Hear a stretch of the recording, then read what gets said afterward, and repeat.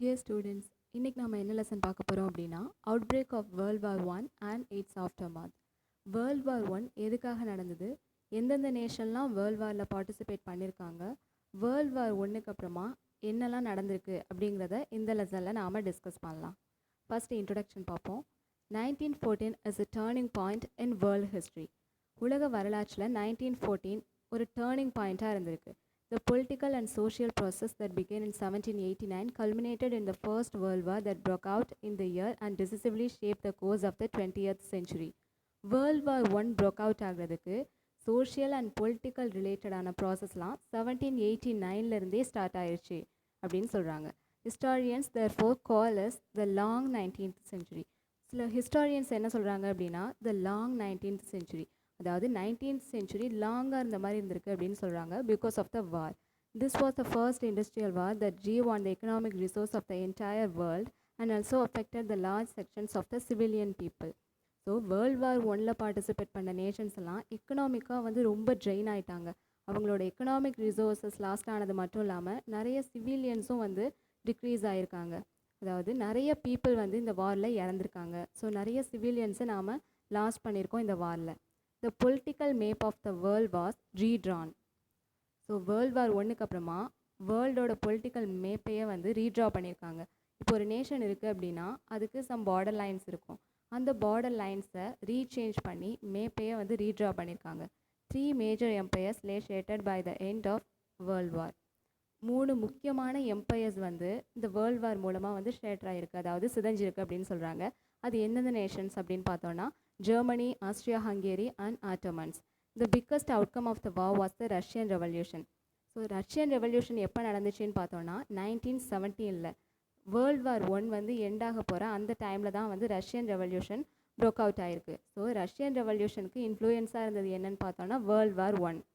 It was a unique event as well as the first revolution of its kind in world history. So உலக வரலாற்றில் இது வந்து ஒரு தனித்துவமான ஈவெண்ட்டாக இருக்குது அப்படின்னு சொல்கிறாங்க. For the first time, countries tried to bring up the world peace through the League of Nations. League of Nations வந்து ஃபார்ம் பண்ணியிருக்காங்க வேர்ல்ட் வார்க்கு அப்புறமா. எதுக்காக அப்படின்னா உலக நாடுகளுக்கிடையே ஒரு பீஸ்ஃபுல் கோஎக்ஸிஸ்டன்ஸை வந்து கொண்டு வரணும் அப்படிங்கிறதுக்காக. In this lesson, we discuss the circumstance leading to the outbreak of the First World War and its prescription, including the Russian Revolution and the formation of International Peace Organization, namely the League of Nations. Okay, இந்த first world war மூலமாக என்னெல்லாம் வந்துச்சு அப்படின்னா மெயினாக வந்து பார்த்தோன்னா Russian revolution and League of Nation form பண்ணது. இது ரெண்டையும் வந்து மேஜர் ஈவெண்ட்ஸாக வந்து சொல்லியிருக்காங்க. Then scramble for colonies, capitalist countries race for market. Capitalist நேஷனாக யார் அப்படின்னு பார்த்தோன்னா டெவலப்ட் நேஷன். கேபிட்டலிஸ்ட் கண்ட்ரீஸ் வந்து மார்க்கெட்டுக்காக ஓடுற ஒரு நிலைமை வந்துருச்சு அப்படின்னு சொல்கிறாங்க. The aim of capitalistic industry was to produce more and more. Capitalistic இண்டஸ்ட்ரீஸோட மேஜர் எய்மே என்ன அப்படின்னு பார்த்தோன்னா அவங்களோட ப்ரொடெக்ஷனை இன்க்ரீஸ் பண்ணுறது தான். ஸோ நிறைய ப்ரொடியூஸ் பண்ணணும் அப்படின்னு அவங்க நினைக்கிறாங்க. The surplus wealth thus produce was use to build more factories, railways, steamship and other such undertakings. So ஒரு ப்ரொடெக்ஷனை இன்க்ரீஸ் பண்ணுறதுக்காக அவங்க என்னெல்லாம் பண்ணுறாங்க அப்படின்னா ஃபேக்ட்ரிஸ், ரயில்வேஸ், ஸ்டீம்ஷிப்ஸ் இதெல்லாம் வந்து பில்ட் பண்ணியிருக்காங்க. Then revolution in the means of communication and transportation in the later half of the 19th century facilitated the process of European expansion in Africa and other places. 19th century லேட்டராக நாம் பார்த்தோம் அப்படின்னா revolution, அதாவது புதுமை வந்திருக்கு எதில் அப்படின்னு பார்த்தோன்னா communication and டிரான்ஸ்போர்ட்டேஷனில். So இது மூலமாக யூரோப் நேஷன்ஸ் வந்து அவங்களோட பவரை ஆஃப்ரிக்காவில் எக்ஸ்பேண்ட் பண்ணுறதுக்கு ரொம்ப ஹெல்ப்ஃபுல்லாக இருந்திருக்கு. Capitalism produced huge contrast. Capitalism ஒரு கான்ட்ராஸ்ட்டை க்ரியேட் பண்ணியிருக்கு. எந்த விஷயத்தில் அப்படின்னு பார்த்தோன்னா extreme poverty and extreme wealth like slum and skyscraper, empire state and exploited colony. அதாவது ஒரு எக்ஸ்ட்ரீம் வெல்தி பீப்புளும் இருக்காங்க, இன்னொரு சைட் பார்த்தோன்னா ரொம்ப லோவாகவும் இருக்காங்க. ஸோ ஒரு எக்ஸ்ட்ரீம் கான்ட்ராஸ்ட்டை வந்து இது க்ரியேட் பண்ணியிருக்கு. A striking feature of 19th century was that Europe emerged as the dominant power while Asia and Africa were colonized and exploited. Within Europe, England held a preeminent position as the world leader of capitalism, and ever-growing demand for markets and raw materials made the capitalist powers race around the world for expanding their empire for exploitation. Okay, Europe நேஷன்ஸோட main எய்மே வந்து என்ன அப்படின்னு பார்த்தோன்னா நிறைய நேஷன்ஸை colonise பண்ணணும் அப்படிங்கிறது தான். அதில் யூரோப் நேஷன்ஸில் ரொம்ப பவர்ஃபுல்லாக இருந்தது யார் அப்படின்னு பார்த்தோன்னா பிரிட்டன். அவங்களுக்கு தான் வந்து உலகத்தில் நிறைய காலனிஸ் வந்து இருந்திருக்கு. இது மூலமாக காலனிஸை எக்ஸ்ப்ளாய்ட் பண்ணுறது மூலமாக அவங்க நிறைய அவங்களோட எக்கனாமிக்காக வந்து க்ரோத் ஆகியிருக்காங்க. Rise of monopoly capitalism. After 1870 the alliance of industry and finance seeking profits in markets for goods and capital, which was an essential characteristic of imperialism, became the evident in the later half of the 19th century. So imperialistic கண்ட்ரீஸோட main power அதாவது என்ன அப்படின்னு பார்த்தோன்னா அவங்களோட markets மூலமாக ப்ராஃபிட்டை வந்து gain பண்ணுறது தான். ஸோ இது வந்து ஒரு இன்னெவிட்டபிளாக வந்து இருந்திருக்கு இம்பீரியலிஸ்டிக் கண்ட்ரீஸ்க்கு. The old ideas of free trade collapse. ஸ்டார்டிங்கில் வந்து ட்ரேட்லாம் வந்து ஃப்ரீயாக தான் வந்து பண்ணிகிட்டு இருந்தாங்க. இந்த கேபிட்டலிஸ்டிக் நேஷன்ஸ் வந்ததுக்கப்புறமா இந்த ஐடியாவே வந்து கொலாப்ஸ் ஆயிடுச்சு. There were trust in the USA and cartels in Germany. யூஎஸ்ஏல ட்ரஸ்ட் இருக்குது. ட்ரஸ்ட்னா என்ன அப்படின்னு பார்த்தோன்னா இண்டஸ்ட்ரியல் ஆர்கனைசேஷன், அதாவது அவங்களோட குட்ஸ்க்கு அவங்க ஃபிக்ஸ் பண்ணுற ப்ரைஸ் தான் வந்து ஃபைனல் ரேட்டாக இருக்கும். அதே மாதிரி கார்ட்டல்ஸ்னால் என்னென்னா இது ஒரு அசோசியேஷன் தான், அதாவது கான்ட்ராக்ட் பேஸில் நீங்கள் எங்கள் கூட மட்டும்தான் வந்து ட்ரேட் பண்ணணும் அப்படிங்கிற ஒரு மோனோபாலிஸ்டிக் இன்ஃப்ளூயன்ஸ் தான் வந்து அவங்க யூஸ் பண்ணியிருக்காங்க. These powerful companies and corporations dominated governments. Then imperialism and its essential characteristic. Imperialismனா என்ன அப்படிங்கிறத பார்க்கலாம். Capitalism inevitably led to imperialism. Imperialismனா என்ன சொல்லலாம் அப்படின்னா all the power should be in one hand அப்படின்னு சொல்லலாம். According to Lenin, imperialism is the highest stage of the capitalism. So Lenin என்ன சொல்கிறாங்க அப்படின்னா கேபிட்டலிசமோட ஒரு உயர்ந்தபட்ச நிலை தான் வந்து இம்பீரியலிசம் அப்படின்னு சொல்கிறாங்க. Besides being a market for surplus goods, colonies serve another purpose. Large-scale mass production needed vast supplies of raw materials. So raw மெட்டீரியல்ஸை தான் வந்து காலனிஸ் கிட்டேருந்து அவங்க எக்ஸ்ப்ளாய்ட் பண்ணியிருக்காங்க. அதாவது யார் அப்படின்னு பார்த்தோன்னா இந்த imperialistic nations. So raw materials தான் வந்து அவங்களோட லார்ஜ் ஸ்கேல் இண்டஸ்ட்ரீஸை வந்து டெவலப் பண்ணுறதுக்கு ஒரு இம்பார்ட்டன்ட் டூலாக இருக்குது. எந்த மாதிரியான ரா மெட்டீரியல்ஸ் எல்லாம் அவங்க எக்ஸ்ப்ளாய்ட் பண்ணியிருக்காங்க அப்படின்னு பார்த்தோன்னா rubber, oil, nitrates, sugar, cotton, tropical food stuff and minerals. So raw materials which were necessary to monopoly capitalists everywhere. The need to control the source of raw materials inevitably led to the imperialism. Imperialism அப்படின்னாலே வந்து raw material வந்து தவிர்க்க முடியாத ஒன்றா இருக்குது. It's inevitable அப்படின்னு சொல்லியிருக்காங்க. Imperialism was not just about colonies. It became a total system, the logic of which was total militarization and total war. இப்போது இம்பீரியலிசம் அப்படின்னு சொல்லும்போது காலனிஸை மட்டும் அடிப்படையானது மட்டும் இல்லை, அதாவது ஒரு நேஷனை அவங்களோட காலனியாக வச்சுக்கிறது மட்டும் இல்லாமல் அவங்களோட மிலிட்ரியையும் வந்து ஸ்ட்ரென்தன் பண்ணியிருக்காங்க. Rivalry of great powers. Europe. இந்த 19th century European powers had colonised many other countries. 19th centuryயில் பார்த்தோன்னா யூரோப்புக்கு வந்து நிறைய காலனிஸ் இருந்திருக்கு. By 1880 the most of the Asian countries had been colonized. Only Africa was left. So ஆஃப்ரிக்காவை தவிர மற்ற எல்லா கண்ட்ரியுமே அவங்களோட காலனியாக தான் இருந்திருக்கு. The occupation, division and colonisation of Africa took place from 1881 to 1914. So ஃபைனலாக ஆஃப்ரிக்காவும் அவங்களோட காலனி ஆயிடுச்சு. எப்போ அப்படின்னு பார்த்தோன்னா 1881 to 1914. அந்த இன்பிட்வீன் கேப்பில் ஆஃப்ரிக்காவும் அவங்களோட காலனி ஆயிடுச்சு. The industrial achievements of Germany in the later half of the 19th century gave her dominating position in Europe. So இப்போது யூரோப்பில் டாமினன்ட் பொசிஷனில் இருக்காங்க. எதனால் அப்படின்னு பார்த்தோம் அப்படின்னா அவங்களோட இண்டஸ்ட்ரியல் அச்சீவ்மெண்ட்ஸ் மூலமாக. ஸோ இண்டஸ்ட்ரி டெவலப் ஆனிச்சு அப்படின்னாலே அது ஒரு பவர்ஃபுல் நேஷனாக தான் இருக்கும். ஸோ யூரோப்ஸ் நிறைய காலனிஸையும் வந்து கேதர் பண்ணிட்டாங்க, இண்டஸ்ட்ரியலாகவும் அவங்க அச்சீவ் பண்ணிட்டாங்க. ஸோ இப்போ அவங்க தான் வந்து ஒரு பவர்ஃபுல் நேஷனாக இருக்காங்க. When Germany game on the scene the exploitation were limited as the world was largely occupied by the other imperialistic powers. So Europe வந்து ஒரு பவர்ஃபுல் நேஷனாக வளர்ந்துட்டுருக்காங்க. அந்த டைமில் அவங்களுக்கு ஈக்குவலாக இன்னொரு நேஷனும் வந்து அவங்களோட இண்டஸ்ட்ரீஸை ஸ்ட்ரென்தன் பண்ணிகிட்ருக்காங்க. அவங்க யாருன்னு பார்த்தோன்னா Germany. There was nowhere else to expand. The imperialistic powers tried to grab other position. அதாவது மற்ற நாடுகளோட பவர்ஸ் எல்லாம் வந்து கட் ஆஃப் பண்ணுறதுக்காக யூரோப் வந்து ட்ரை பண்ணிகிட்ருக்காங்க. After 1870 the England, France, Belgium, Italy and Germany joined in the scramble for colonies. So 1870க்கு அப்புறமா பார்த்தோன்னா England, France, Belgium, Italy and Germany, so இவங்களுக்கு இடையில ஒரு போராட்டமே நடந்துட்டுருக்கு. என்ன அப்படின்னு பார்த்தோன்னா யார் வந்து அதிக காலனிஸை வச்சுருக்காங்க, நம்ம எவ்வளோ நேஷனை வந்து காலனைஸ் பண்ணியிருக்கோம் அப்படிங்கிறதுக்கான போராட்டமே அங்கே வெடிக்குது. Clashes among great powers. Despite the lead in industrial growth and the control of vast empire, England was not satisfied. So England வந்து நிறைய நேஷன்ஸை வந்து காலனைஸ் பண்ணியிருக்காங்க, நிறைய எக்ஸ்ப்ளாய்ட் பண்ணிட்டாங்க. பட் அவங்க சாட்டிஸ்ஃபை ஆகவே இல்லை. ஏன்னு பார்த்தோன்னா England was an in competition with Germany and the United states which were producing cheaper manufactured goods and thus capturing England's markets. So England வந்து அவங்களுக்கு காம்படிட்டிவாக யாரை நினைக்கிறாங்க அப்படின்னு பார்த்தோன்னா யுனைடெட் ஸ்டேட்ஸையும் ஜெர்மனியும். ஏன்னா அவங்களும் வந்து நிறைய குட்ஸ் வந்து ப்ரொடியூஸ் பண்ணுறாங்க, சீப்பாக வந்து மேனுஃபேக்சர் பண்ணுறாங்க. அதனால் இங்கிலாந்து அவங்களோட காம்படிட்டிவாக நினைக்கிறது யாருன்னா US and Germany. National rivalry led to the frequent clashes between these great powers in Asia and Africa and Europe. So இது மூலமாக அந்த கிரேட் பவர்ஸ்க்கு இடையில் ஒரு வாரே வந்து ஸ்டார்ட் ஆகுது. ஸோ இதுதான் வந்து ஒரு ரைவல்ரியாக க்ரியேட் ஆகுது. Asia the rise of Japan. ஏஷியாவில் எப்படி வந்து ஜப்பான் வந்து ரைஸ் ஆகிருக்கு அப்படிங்கிறத பார்க்குறோம்.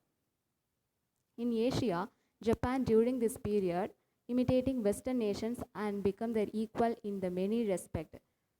ஸோ ஜப்பான் வந்து யூரோப் நேஷன் எதை ஃபாலோ பண்ணுறாங்களோ அதை அப்படியே வந்து இமிட்டேட் பண்ணிகிட்ருக்காங்க. Though the outlook of the rulers still remained feudal, Japan took Western education and machinery. So ஜப்பானும் அவங்களோட நேஷனை வந்து டெவலப் பண்ணணும் அப்படின்னு நினைக்கிறாங்க. அதுக்கு அவங்க என்ன ஸ்டெப் எடுத்திருக்காங்க அப்படின்னா வெஸ்டர்ன் எஜுகேஷன் அண்ட் மிஷினரிஸை ஜப்பான்லையும் வந்து இன்ட்ரடியூஸ் பண்ணுறாங்க. With the modern army and navy Japan had emerged and advance industrialised power. So அது மட்டும் இல்லாமல் எஜுகேஷன் இன்ட்ரடியூஸ் பண்ணது மட்டும் இல்லாமல் மாடர்ன் ஆர்மியும் வந்து செட்டப் பண்ணுறாங்க. தென் ஒரு இண்டஸ்ட்ரியல் பவராகவும் வந்து அவங்க டெவலப் ஆகிட்டுருக்காங்க. In imperialistic aggression also Japan follow the Europe. So Europe nations follow பண்ண மாதிரியான ஒரு இம்பீரியலிஸ்டிக் ஆக்ரெஷனையும் ஜப்பான் ஃபாலோ பண்ண ஆரம்பிச்சிட்டாங்க. In 1894 she forced a war on China. 1894 China மேலே அவங்க வந்து போர் தொடுக்கிறாங்க. The crushing defeat of China by little Japan in the Sino Japanese war. Sino Japanese war எப்போ நடந்துருக்கு அப்படின்னு பார்த்தோன்னா 1894 to 1905. ஸோ இந்த வாரில் ஜப்பான் சீனாவை தோற்கடிச்சிடுறாங்க. இது வந்து வேர்ல்டில் இருக்க எல்லா நேஷன்ஸ்க்குமே வந்து ஒரு பெரிய சர்ப்ரைசிங்காக இருந்தது. ஜப்பான் வந்து ரொம்ப ஒரு சின்ன ஒரு நேஷன், அவங்க எப்படி இவ்வளோ பாப்புலேஷன் இருக்க ஒரு சைனாவை வந்து டிஃபீட் பண்ணாங்க அப்படின்னு எல்லாருமே வந்து ஜப்பானை திரும்பி பார்க்க ஆரம்பிச்சிட்டாங்க. Despite the warning of the 3 great powers of Russia, Germany and France, Japan annexed the Liaotung Peninsula with Port Arthur. So 3 great பவர்ஸாக இருக்க அந்த ரஷ்யா, ஜெர்மனி, ஃப்ரான்ஸ் இவங்கெல்லாம் சொல்லியும் ஜப்பான் வந்து ஆர்த்தூர் போர்ட்டை வந்து கேப்சர் பண்ணிட்டாங்க. ஸோ இது வந்து மற்ற நேஷன்ஸ்க்கு இன்னும் ஒரு பெரிய வந்து சர்ப்ரைசிங்காக இருந்துச்சு. By this action Japan prove that it was the strongest nation of the east Asia. So இந்த ஒரு ஈவெண்ட் மூலமாக ஜப்பான் வந்து நாங்களும் ஒரு ஸ்ட்ராங்கஸ்ட் நேஷன் தான் அப்படிங்கிறத வந்து வேர்ல்டுக்கு வந்து ப்ரூவ் பண்ணிட்டாங்க. Japan however in view of pressure mounted by the European powers soon gave its claim over the Port Arthur. Russia took advantage of this and sent large army to Manchuria. So இந்த Arthur போர்ட்டை Japan வந்து capture பண்ணதை ஏன்னா Russia, France, Germany இவங்கெல்லாம் சொல்லியும் அந்த Arthur போர்ட்டை வந்து ஜப்பான் வந்து கேப்சர் பண்ணிட்டாங்க. ஸோ இதை வந்து ரஷ்யாவால் அக்செப்ட் பண்ண முடியல. ஸோ இதை வந்து கேப்சர் பண்ணுறதுக்காக ரஷ்யா வந்து ஒரு ஆர்மி ட்ரூப்பை வந்து மஞ்சூரியாவுக்கு சென்ட் பண்ணுறாங்க. Japan entered into an alliance with England in 1902 and demanded that Russia withdraw troops from Manchuria. So இந்த ரஷ்யாவை எதிர்த்து போரிடுறதுக்காக ஜப்பான் என்ன பண்ணுறாங்க அப்படின்னா பிரிட்டன் கூட அலைஸ் ஆகிடுறாங்க. So 1902 Russia underestimated Japan. In 1904 the war began between the two countries. In this Russo-Japanese war Japan defeated Russia and got back Port Arthur. So Russia வந்து ஜப்பானை வந்து குறைச்சி எடை போட்டாங்க. ஸோ 1904 ரூசோ ஜாப்பனீஸ் வார் வந்து நடக்குது. இந்த வாரில் ரஷ்யாவை ஜப்பான் வந்து வின் பண்ணிடுறாங்க. வின் பண்ணது மட்டும் இல்லாமல் போர்ட் ஆர்த்தூரை திரும்ப அவங்களே ஜப்பானே வந்து கைப்பற்றிடுறாங்க. After this war Japan enter the charm circle of the great powers. So இந்த ரூசோ ஜாப்பனீஸ் வார்க்கு அப்புறமா ஜப்பானும் வந்து ஒரு கிரேட் பவர் அப்படிங்கிற அந்த சர்க்கிளில் வந்து இன்க்ளூட் ஆகிட்டாங்க. Strong arm diplomacy of Japan. After 1905 Japan to control of Korean domestic and foreign policy. 1905 Japan என்ன பண்ணுறாங்க அப்படின்னா கொரியனோட டொமஸ்டிக் அண்ட் ஃபாரின் பாலிசியை வந்து இவங்களோட கண்ட்ரோலில் வந்து கொண்டு வராங்க. The assassination of a prominent Japanese diplomat provided the excuse in 1910 for Japan's annexation of Korea. So Japan வந்து கொரியாவை அனெக்ஸ் பண்ணுறதுக்கு ஒரு எக்ஸ்கியூஸாக இருக்கவங்க யார் அப்படின்னு பார்த்தோன்னா Japanese diplomat. So the confusion in China following the downfall of the Manchu dynasty in 1912 provided Japan an opportunity for further expansion.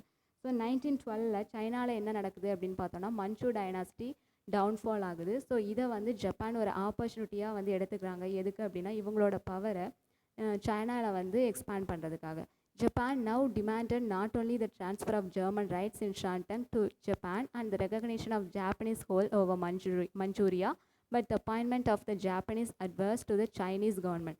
So Japan வந்து என்ன நினைக்கிறாங்க அப்படின்னு பார்த்தோன்னா, ஜெர்மன் கிட்ட வந்து ட்ரேட் ரைட்ஸ் வாங்குறது மட்டும் இல்லை, அதாவது சைனாவில் இவங்களோட ஜாப்பனீஸ் அட்வைசர்ஸ் வந்து இருக்கணும் சைனீஸ் கவர்மெண்ட்லேயும் அப்படின்னு ஜப்பான் வந்து நினைக்கிறாங்க. This strong armed diplomacy aroused the hostility of both China and the European powers. So இதனால தான் வந்து இந்த டூ பவர் பிளாக்ஸ்க்கு இடையில ஒரு ஹாஸ்டிலிட்டி வந்து க்ரியேட் ஆகுது. Colonization and its fallout. In 1876, barely 10% of Africa was under European rule. 1876 அந்த டைமில் வந்து பார்த்தோம் அப்படின்னா ஆஃப்ரிக்காவிலேருந்து ஒரு 10% தான் வந்து யூரோப்போட காலனியாக இருந்திருக்காங்க. By 1900, practically the whole of America was colonized. 1900 பார்த்தோம் அப்படின்னா ஆஃப்ரிக்கா முழுசாக வந்து யூரோப்போட கண்ட்ரோலில் வந்துருச்சு. Britain, France and Belgium had divided the continent between them. So இவங்க அந்த காண்டினெண்ட்டை வந்து அவங்களுக்குள்ளே வந்து டிவைட் பண்ணிக்கிறாங்க, leaving a few areas for Germany and Italy. So Germany and இட்டலிக்காக ஃபியூ ஏரியாஸை மட்டும் விட்டுருக்காங்க. Britain, France, Russia and Germany also establish spheres of influence in China. So Britain, France, Russia, Germany இவங்கெல்லாம் வந்து ரஷ்யாவில் அவங்களோட இன்ஃப்ளூயன்ஸை வந்து கொடுக்குறாங்க. Japan took over Korea and Taiwan. Japan என்ன பண்ணுறாங்க அப்படின்னா கொரியா அண்ட் தைவானை வந்து அவங்களோட கண்ட்ரோலில் கொண்டு வராங்க. France conquered Indo China. France எதை கான்குயர் பண்ணியிருக்காங்கன்னு பார்த்தோன்னா Indo China.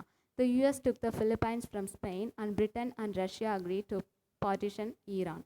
The first European attempt to carve out the colonies in Africa resulted in bloody battles. So ஆப்ரிக்காவில் தான் வந்து ஃபர்ஸ்ட் பேட்டில் வந்து நடக்குது. இதை என்னென்னு சொல்லியிருக்காங்கன்னா bloody battle அப்படின்னு சொல்கிறாங்க. ஒரு ரத்த ஆறே வந்து அங்கே ஓடி இருக்கு. The French had to fight a long and bitter war to conquer Algeria and Senegal. The British lost the Zulus and to the Sudanese army. So இந்த வாரில் பிரிட்டிஷ் என்ன பண்ணியிருக்காங்க அப்படின்னா அவங்களோட ஆர்மி, அதாவது சூலஸ் அண்ட் சூடனீஸ் அப்படிங்கிற 2 ஆர்மியை அவங்க லாஸ் பண்ணியிருக்காங்க. The Italian army suffered a devastating defeat and the hands of Ethiopian army at Adowa. So Italian army என்ன பண்ணியிருக்காங்க அப்படின்னா எத்தியோப்பியன் ஆர்மி அடோவா அப்படிங்கிற பிளேஸில் எத்தியோப்பியன்ஸ் கிட்ட அவங்களும் வந்து லாஸ்ட் ஆகிருக்காங்க. இது எப்போ அப்படின்னு பார்த்தோன்னா 1896. ஓகே, இந்த வீடியோவில் நாம் ஃபர்ஸ்ட் வேர்ல்ட் வாரோட காசஸ் பார்த்தோம். அதோட கோர்சஸ் என்ன அப்படிங்கிறத நெக்ஸ்ட் வீடியோவில் பார்க்கலாம்.